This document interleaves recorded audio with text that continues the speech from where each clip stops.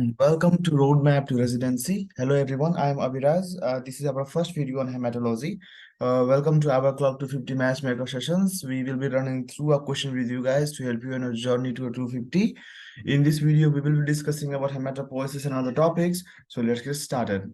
So, which of the following mechanisms best explains the elevated erythropoietin levels in this patient? A 58-year-old man with a history of chronic kidney disease presents to his nephrologist with complaints of persistent fatigue and pallor. His hemoglobin levels have been consistently low, and he is currently on hemodialysis for end-stage renal disease. Lab tests reveal elevated serum erythropoietin levels. Which of the following mechanisms best explains the elevated erythropoietin levels in this patient?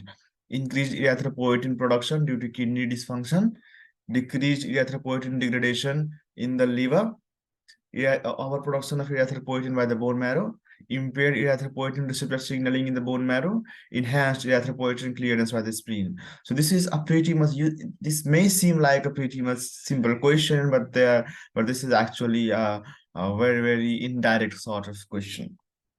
You do not want to take the options literally.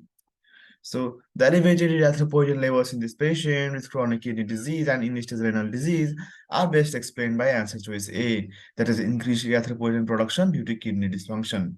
You may be thinking that how does a kidney dysfunction, how does the CKD patient produces erythropoietin from their kidney because the kidney is damaged? But that is not the case. So CKD, the patient has a history of CKD and is currently undergoing hemodialysis. CKD often leads to impaired kidney function, including a decreased ability to produce erythropoietin. So kidney does not produce erythropoietin. The thing is that there is compensatory increase in the erythropoietin production.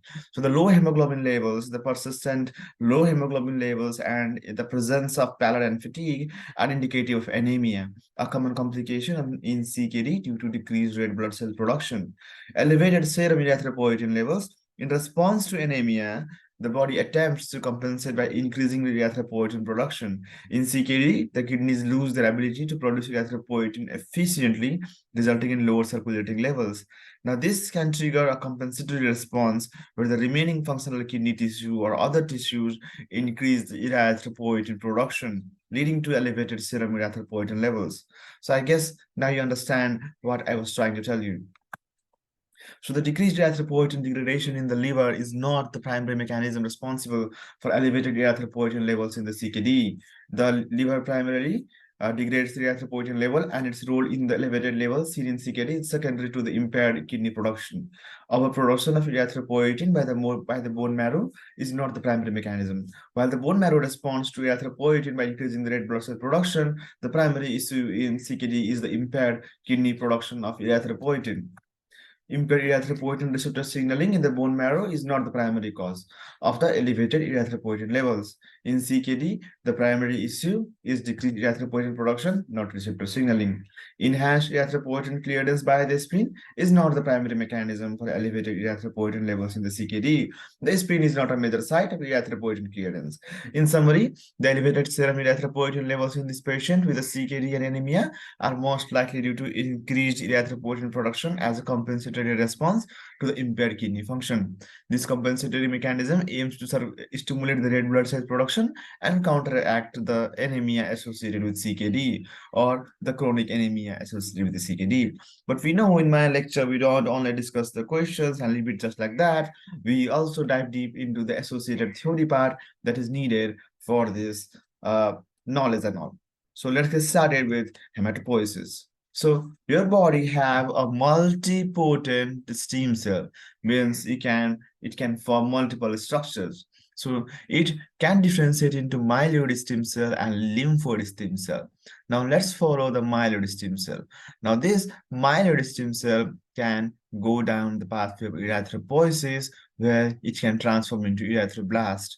Now these erythroblasts undergo some changes and form a reticulocyte. Now, erythroblast and reticulocyte are all formed in the bone marrow. And then, while it exits the bone marrow, it exits as as an erythrocyte. Okay, now this is your mature red blood cells. The myeloid stem cell can also go down the pathway of thrombopoiesis, where it can transform into megakaryoblast and then cyte. So remember, blast and then cyte. So megakaryoblast and then megakaryocyte. And when it enters the bloodstream, it typically enters as platelets. You can also enter the pathway of granulocytopoiesis, where the myeloid stem cell just transform into myeloblast. And these myeloblasts either can directly transform into eosinophil or basophil, or it transforms into a band cell, and this band undergoes some lobulations and changes to become a neutrophil. The monocytopoiesis pathway, the myeloid stem cell forms the monoblast and then it forms the monocyte, and this monocyte gets activated in the tissue and forms the macrophage. The multipotent stem cell can also go down the lymphoid pathway, or it forms the lymphoid stem cell. Now this lymphoid stem cell can go down the lymphopoiesis and forms a lymphoblast. Now, these lymphoblasts can differentiate into either B cell, T cell, or natural killer cell. The B cell forms the plasma cell. The T cell forms the T helper cell or T cytotoxic cell. Now, let's talk about some of the cells that are there. So, first of all, you have a neutrophils. So, neutrophils are acute inflammatory response cell. These are phagocytic and these have a multi-lobe nucleus. Here you can see these multiple lobes in the nucleus. So these are the multi-lobe nucleus. These contain specific granules, which contain the leukocyte alkaline phosphatase, collagenase, lysozyme, and lactoferrin. These all are essential for the phagocytic action of the neutrophils. And then the azurophilic granules like lysosomes contain proteinases, acid phosphatase, myeloperoxidase, and beta-glucuronidase. Inflammatory states, bacterial infection, cause neutrophilia and changes the neutrophil morphology, such as left shift, toxic granulation, or dark blue coarse granules, dolly bodies. These are the light blue peripheral that here you can see if or not. Then these are the light blue peripheral inclusions and cytoplasmic vacuoles. Now these changes occur in the inflammatory states. So you need to remember about the left shift of the neutrophils during the inflammatory state. Now, talking about erythrocytes, they carry the oxygen to the tissues and CO2 to the lungs.